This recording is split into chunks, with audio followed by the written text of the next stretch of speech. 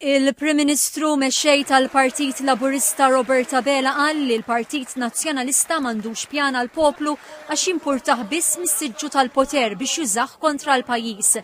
F'Masreli fraħal ġdid il-Prim Ministru qal li l-Partit Nazzjonalista jemmen fil-politika tal-awsterità li fost oħrajn twassal biex il-piżijiet jintefgħu fuq in-nies.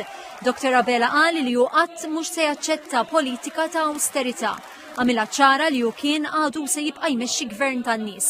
Il-Prim Ministru qal li l-Partit Nazzjonalista għadu fissat fuq il-politika tal-awsterità. Dr. Abela qal li b'kuntrast il-Partit Laburista fil-Gvern jemmen fil-politika tal-inċentiv u għalhekk fost oħrajn se jerġa' jnaqqas it-taxxa ta' dħul għall-familji tal-klassi medja.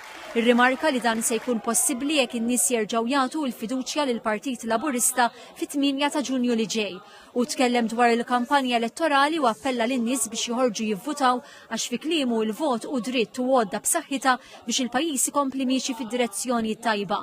Wera l-fema li kull vot li mhux se jmur għall Partit Laburista u vota l-establishment u biex jerġa' jitreġġa l-arloġġ lura. Dr. Abela qal li jekk l-elettorat jemmen f'tim Malta, il-vot irid imur għall kandidati kollha tal-Partit Laburista. Il-Prim Ministru temm jgħid li issa u l-mument li l-poplu juri iktar minn qatt qabel li jrid jibqa' sod u din ir-rieda għandha tintwera b'vot għall kandidati kollha tal-Partit Laburista għall-Parlament Ewropew u l-Kunsilli Lokali.